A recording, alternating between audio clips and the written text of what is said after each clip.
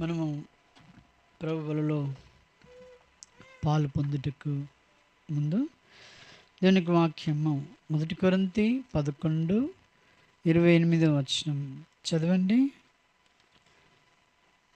కంటతో వచ్చు కదా.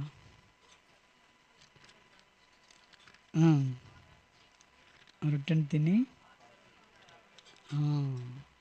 ప్రతి మనుష్యుడు కదండి 28 అన్నాడు కదా. కాబట్టి ప్రతి మనుష్యుడు కూడా తాను పరీక్షించుకునే వాళ్ళను అలాగ చేసి ఆ రొట్టెని తిని ఆ పాత్రలోని త్రాగలను. ప్రభు సహాయం కొరకై ప్రార్థన చేసుకుందాం. ప్రేమగల తండ్రి, పరిశుద్ధుడైన దేవునికి వందనాలు. నీ సన్నిధి మాతో నుంచి యోగ్యంగా బలంలో పాలు పొందుటకు సహాయించి సమయాన్ని మమ్మల్ని చేతులకు అప్పచెచ్చు యేసు నామములో స్తుతించి ప్రార్థిస్తున్నాం తండ్రి, ఆమేన్. దేవునికి వాక్యంలో మనము మరి ప్రభు సన్నిధిలో బలలో పాలు పొంది మనము తిమోతి రాసిన మొదటి పత్రిక 1వ అధ్యాయం తీయండి. తిమోతి రాసిన మొదటి పత్రిక 18 నుండి 19 చదవండి. ఉమ్. ఉమ్. ఉమ్.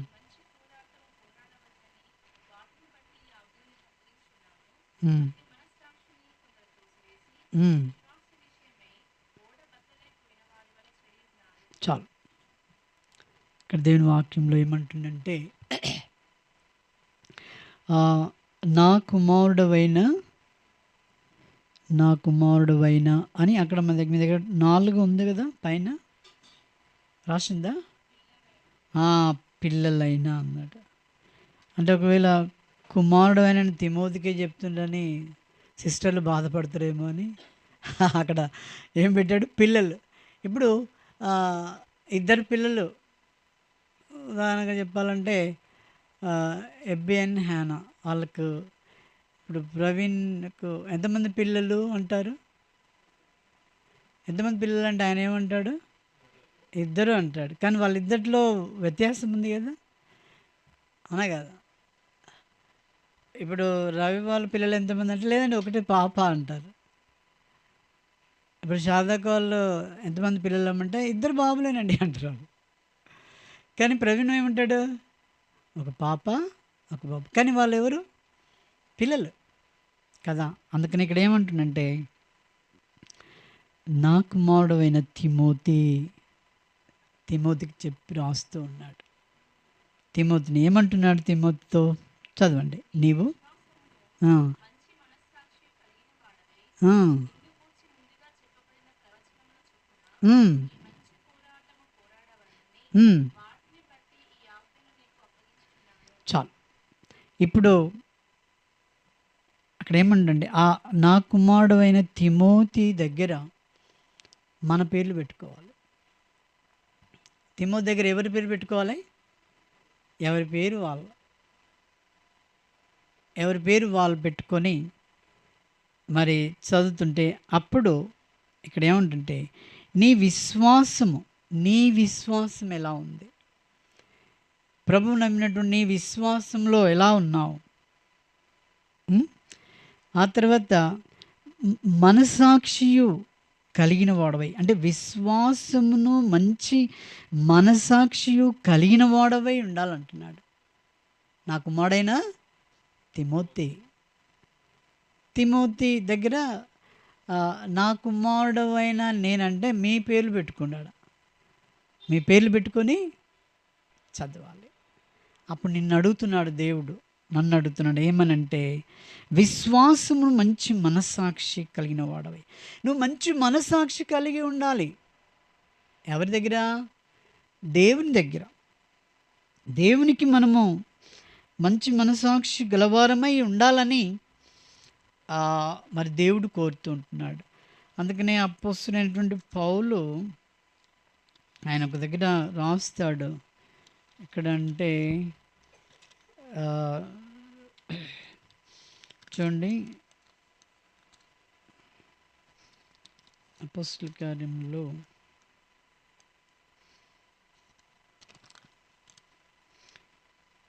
అపోస్తల కార్యములు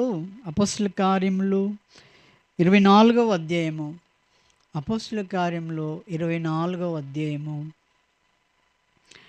చదవండి 16. దేవుని ఎడలను మనుషుల ఎడలను ఎల్లప్పుడూ నా మనసాక్షి నిర్దోషమైనదిగా ఉండునట్లు అభ్యాసం అంటే అర్థం ఏంటి?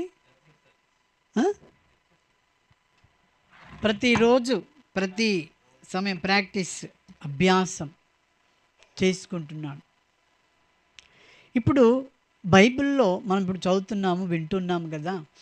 ఇప్పుడు ఇక్కడ ఎవరి జీవితాన్ని గురించి ఎక్కువ మనం నేర్చుకుంటున్నాము ఇక్కడ ఇప్పుడు చదువుతున్న దాన్ని బట్టి? ఓకే, పౌలు అన్నారు, కరెక్టే. కానీ అక్కడ నా కుమారుడైన తిమోతి అన్నాడు కదా. తిమోతి గురించినా చెప్పరు. నా గురించి, నీ గురించి మోషే కథ చెప్తామండి. అది చాలా ఆనందంగా ఉంటుంది, బాగుంటుంది. దావీదు కథ ఆనందంగా ఉంటుంది, చాలా బాగుంటుంది. ఆ కథలు ఈ కథలు బాగానే ఉంటాయి. కానీ ఇప్పుడు ఇది నీ కథ, ఇది పర్సనల్, నీది. ఓ తిమోతి, నువ్వెలా ఉన్నావు? నీ జీవితం ఎలా ఉంది? పౌలు అంటున్నాడు, నేనైతే నా మనసాక్షిని ఎల్లప్పుడూ ఎవరెవరి ఎడల అండి? దేవుని ఎడలను మనుషుల ఎడల. మనం ఏం చేద్దామంటే దేవుని దగ్గర ఉంటే చాలుతుంది, మనుషులతో మనకేం పని? వీడిని తిట్టడం, వాడిని తిట్టడం, వాని మీద సీరియస్ అవ్వడం, వీని మీద సీరియస్ అవ్వడం మనం చేస్తూ ఉంటాం. నా పిల్లలైన తిమోతి అంటున్నాడు, నీ మనసాక్షి ఎలా ఉంది? నీ మనసాక్షిని ఎలా చూసుకుంటున్నావు? జాగ్రత్త అంటున్నాడు. నీ మనసాక్షి విషయంలో నువ్వు ఎలా ఉండాలట? నా మనసాక్షి నిర్దోషమైనదిగా ఉండాలట. నీ మనసాక్షి ఎల్లప్పుడూ ఏమై ఉండాలండి? నిర్దోషమైనదిగా ఉండాలి. అవునా కదా? నిర్దోషమైనదిగా ఉండాలి. ఇప్పుడు విశ్వాసులకు ఒకటి పెట్టాడండి, ఎవరికైనా కూడా ఏం పెట్టాడంటే కోపగించాలి, కానీ ఆ తర్వాత మరుసటి రోజు తర్వాత సమయంలో మీరేమై ఉండాలి? ఒకరినొకరు క్షమాపణ కలిగి ప్రేమ కలిగిన వారంగా ఉండాలి. కోపమును అలాగే పెట్టుకొని అలాగే జీవితాంతం ఉండేవాళ్ళు ఎవరు? శరీర సంబంధులు, అన్యులు. శరీర సంబంధులు అలాగనే ఉంటారు, ఆ కక్షను, ఆ ద్వేషాన్ని అట్లా పెట్టుకొని. కానీ మరి అన్యజనులు కూడా అట్లాగే ఉంటుంది. కానీ దేవుని బిడ్డలలో ఏముంటుందండి? కోపగించాలి, తర్వాత మరి ప్రేమ, ఆ తగ్గింపు, క్షమాపణ అడగడం, అది చాలా ప్రాముఖ్యం. ఇంతకుముందు చెప్పాను కదా, ఆ బ్రదరు కొడుతుంటే ఆయనను లేపిండి, గల్లబెట్టి లేపితే అప్పుడు ఇంకో బ్రదర్ ఏమన్నాడు? ఆయన క్షమాపణ చెప్పు. అప్పుడు ఆయన క్షమాపణ చెప్పితే ఏమైందంటే కొట్టేవాళ్ళు కూడా ఆశ్చర్యపోయారు. ఆయన కొట్టడానికి ఇంకా వేరే వాళ్ళు రెడీగా ఉండరు. అది ఇదేంటి నాయన అనుకున్నారు వాళ్ళు. అర్థమైందా? చప్పట్లు ఎన్ని చేతులు కలిసి వస్తాయి? 2 చేతులు కలిసి వస్తాయి. నువ్వు మౌనంగా ఉండి నువ్వు వాళ్ళు ఎన్ని కొట్టినా ఏమనకపోతే వాళ్ళకు కొట్టనీకి వస్తుందా? అసలు 2-3 కొడితే వాళ్ళకే విసుకొస్తుంది. కానీ ఎప్పుడు పౌరుషం పెరుగుతుందండి? ఆయన ఒక దెబ్బ, ఆయన ఒక దెబ్బ, నువ్వు ఒక మాట, నేను ఒక మాట అంటే ఎట్లుంటుంది? అది వస్తుంటుంది, ఇక పెరుగుతుంటుంది అన్నట్టు. చచ్చిన పామును ఎన్నిసార్లు కొడతారండి? కొడతారా? కొడితే ఏం లాభం అన్నట్టుగా అయిపోతుంది కదా. అయితే ఒక బ్రదర్ చెప్పాడు, ఒక నాగుపాము రక్షింపబడి కూర్చుందట మనలానే వచ్చి. కూర్చుంటే లేటుగా వచ్చిన ఒక బ్రదరు పొరపాటున ఆయన ఆ తోకను తొక్కిండట. తొక్కితే అది ఊరుకుందా? బుస్సును లేచిందట ఆయన మీదికి. అంటే ఆరాధనకు వచ్చే వాళ్ళు కూడా అట్లా ఉంటారు అని చెప్పాడు ఆయన. ఇది దొక్కినా అది దొక్కినా అణిగి మెరిగి ఉంటారా? ఉండరు. అందుకనే అంటున్నాడు, మనుషుల ఎడలను నీ మనసాక్షి నిర్దోషమైనదిగా ఉండాలంటున్నాడు. ఇప్పుడు ఈ బుస్మన్ లేచిండు అనుకో ఆయన మీదకి, అప్పుడు వీళ్ళిద్దరు పోయిండ్రు ప్రభు దగ్గరికి. అప్పుడు ఆయన దీని గురించి నువ్వేం చెప్తావు ఈ పాము గురించి అని అంటే ఆయన ఏమంటాడంటే అది ఓర్చుకోలేదండి, నా మీదకి బుస్మన్ లేచిందండి అని చెప్తాడు. అదే సాక్ష్యం. దాన్ని బట్టి నువ్వు నిర్ణయించబడతావు. ఈ ఈ ఈ ఈ యొక్క ఈ ఉదాహరణ చెప్పింది నిష్ఠ బ్రాహ్మణుడు రక్షింపబడి చెప్పాడండి ఒకరోజు మాకిది. ఆయన వాక్యంలో చెప్పేటప్పుడు నిష్ఠ బ్రాహ్మణుడు ప్రభులోనికి వచ్చి. అయితే ప్రభు మనతో ఏమంటుండంటే, ఇప్పుడు ఎవరి జీవితాన్ని గురించి మనం ధ్యానం చేసుకుంటున్నాము?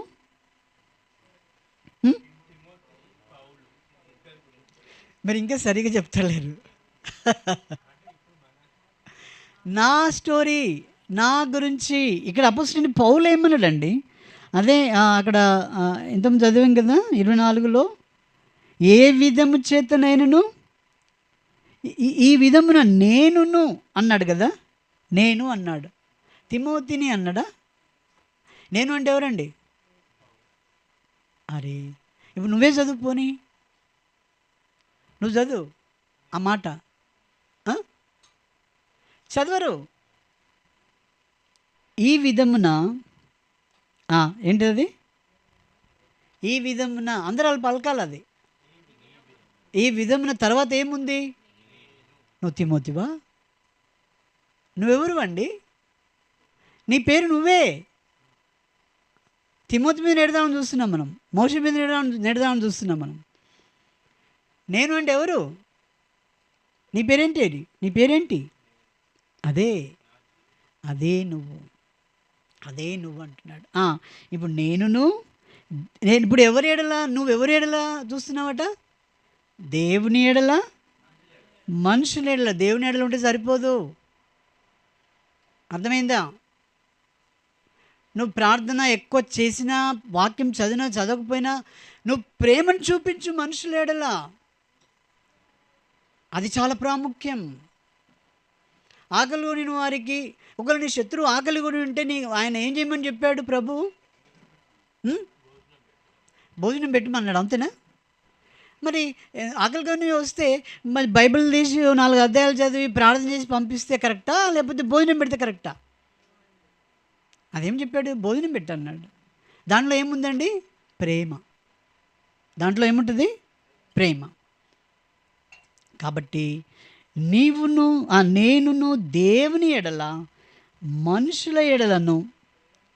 అక్కడ ఇంకా మంచిగా అంటున్నాడు ఏమనంటే, మీరు నాతో పాటు పలకండి, ఎందుకంటే మీకై మీరు చెప్పట్లేదు. నేనును దేవుని ఎడలను, అక్కడ కూడా నువ్వే అంటున్నాడు. తర్వాత మనుషుల ఎడలను. ఏదో మామూలు టైంలో అవసరం ఉన్నప్పుడు కాదు, ఎల్లప్పుడూ. మనకైతే అవసరం ఉన్నప్పుడే పెట్టుకుంటాం మనం, కానీ అక్కడ ఏమంటున్నాడంటే ఎల్లప్పుడూ. ఎవరి మనసాక్షి అండి? నా మనసాక్షి. అంటే ఎవరు? నీ అంటే ఎవరు? నీవే. ఒకవేళ ఎస్తేరు అయి ఉండొచ్చు, లేకపోతే రూతు అయి ఉండొచ్చు, లేకపోతే ఇంకేమై ఉండొచ్చు.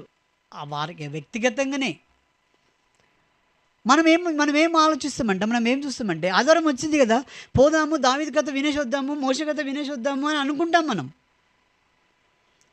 ఇది నీ కథ. నువ్వు ఎలా ఉన్నావు ఇప్పుడు? ప్రభువులో నువ్వు ఎలా జీవిస్తూ ఉంటున్నావు? నా మనసాక్షి, నీ మనసాక్షి ఏమై ఉండాలటండి? నిర్దోషమైనదిగా ఉండునట్లు. అక్కడ కూడా పెట్టిండండి, అభ్యాసము చేసుకొనుచున్నాను. ఎన్ని నువ్వులు ఉన్నాయండి అందులో? చెప్పండి.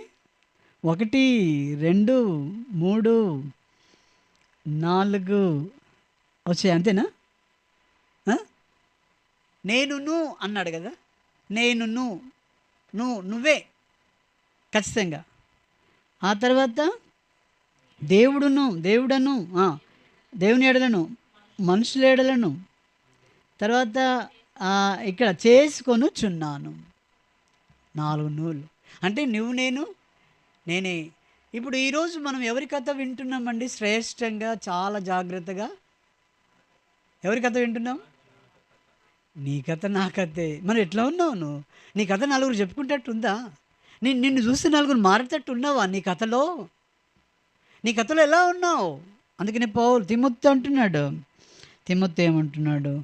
నీవు ఇప్పుడు తిమోతిలో రాసిన పత్రికలు చూస్తే, నా కుమారుడవైన తిమోతి, నీవు నీ విశ్వాసమును అక్కడ కూడా నువ్వు పెట్టాడండి. నీ విశ్వాసమును, ఇప్పుడు విశ్వాసం మనమందరం విశ్వసించాం కదా ప్రభువును. ఇప్పుడు ఎవరి విశ్వాసం వాళ్ళదన్నట్టు, అందుకని అంటున్నాడు నీ విశ్వాసమును అంటున్నాడు. నీ విశ్వాసం ఎలా ఉంది? ఆ తర్వాత నీ విశ్వాసమును మంచి మనసాక్షి కలిగిన వాడవై నిన్ను గూర్చి ముందుగా చెప్పబడిన ప్రవచనములను చొప్పున ఈ మంచి పోరాటము పోరాడవలనని వాటిని బట్టి ఈ ఆజ్ఞ నీకు అప్పగించుచున్నాను. ఇప్పుడు మనము ఏ పోరాటం పోరాడాలండి? మంచి పోరాటం పోరాడుతూ రావాలి. మంచి పోరాటం అంటే ఏంటి? నీవు దేవుని ఎడలను, మనుషుల ఎడలను, ఆ తర్వాత మనుషులందరి ఎడలను నువ్వు ఏమై ఉండాలంట? నిర్దోషమైనవిగా వాడవుగా నేను కనబడాలి అని చెప్తూ ఉంటున్నాడు కదండి. మనం ఎలా ఉన్నామండి? మన స్టోరీ, మన జీవితము ఎలా ఉంది? ఇప్పుడు ఇంకొక మాట చూసుకుందాం. మొదటి తెస్సలోనికేయులు 5వ అధ్యాయము. మొదటి తెస్సలోనికేయులు 5వ అధ్యాయము ఆ మాట చదవండి. 23వ వచనం.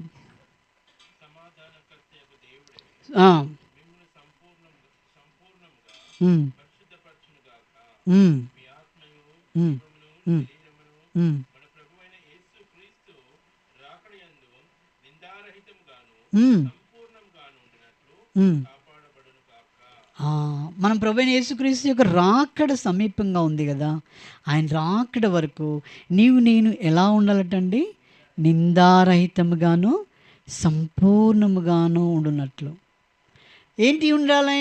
అక్కడ ఏమన్నాడు? పైన మీ ఆత్మయు, జీవమును, శరీరమును, ఈ 3 కరెక్ట్గా ఉండాలటండి. ఈ 3 కరెక్ట్ ఉండాలి. మనము మొబైల్స్ కొంటాం కదా, మొబైల్స్లో ఏది కరెక్ట్ ఉండాలని ఒకదాన్ని మనం చూస్తామా? 3 ముందు అందులో ఛార్జింగ్ ఉందా లేదా, నెంబర్ 1 కదా. నెంబర్ 2 ఇంకోటి ఏం చేస్తాము? సిగ్నల్స్ సరిగా ఉన్నాయా లేదా, అంతేనా? అసలు నెట్వర్క్ కొరకు. తర్వాత ఏముంటుంది? బ్యాలెన్స్. ఈ 3 లేకపోతే మొబైల్ డమ్మి, అవునా కదా. నువ్వు ఫోన్ చేసే సమయానికి, నువ్వు ఎవరితో మాట్లాడే సమయానికి ఈ 3 కరెక్ట్గా ఉంటేనే వారితో మాట్లాడగలుగుతావు, వారితో నువ్వు సంభాషించగలుగుతావు, అది ధైర్యంగా నువ్వు చేయగలుగుతావు. ఇక్కడ ప్రభు ఏమంటుందంటే ఈ 3 నీ జీవితంలో ఉండాలి. నీ జీవితంలో ప్రభు దగ్గర నిందారహితంగానే ఉండాలి. ఏంటి అండి? మీ ఆత్మ, జీవము, శరీరము, ఇవి చాలా జాగ్రత్తగా నీవు ఉంటూ, అందుకని తిమోతిలో అన్నాడు కదా, నీవు మంచి పోరాటము పోరాడవలే. నువ్వు మంచి పోరాటము పోరాడాలి ప్రభు కొరకే.